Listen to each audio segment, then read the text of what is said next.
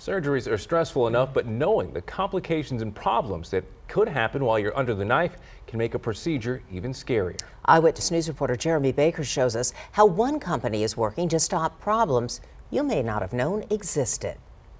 The future of operating rooms could be cleaner and more organized thanks to big strides in medical technology. A high-tech look at what could be the next big advancement in surgeries were on display today in San Antonio, focusing on everything from pre-op to recovery. For instance, surgical smoke is created when cauterizing tissue can spread 150 chemicals, including 16 EPA pollutants and carcinogenic hazards to patients and medical staff, so much so that it's equivalent to smoking 30 unfiltered cigarettes a day. Now a company wants to eliminate the harmful byproducts of going under the knife, the idea to remove unhealthy surgical smoke created during surgery, just like what's happening to this chicken breast.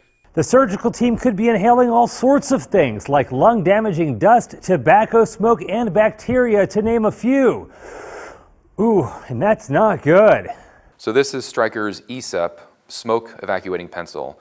So it looks very similar to a standard electrosurgical pencil, except it has suction built into it. Medical surgical errors are the third leading cause of death in the U.S.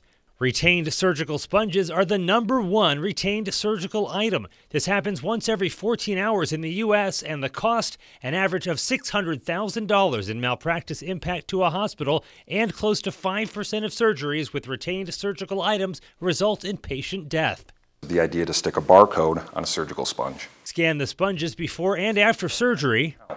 The circulator nurse, when he or she has time, will go over to the sponge bucket. And you can see it's very simple. It just adds a second to scan these out. So not only will the surgical team count these sponges manually, they'll also use technology to make sure no sponges are left in the patient. The SurgiCount is already being used in many hospitals across San Antonio. Jeremy Baker, KENS 5 Eyewitness News.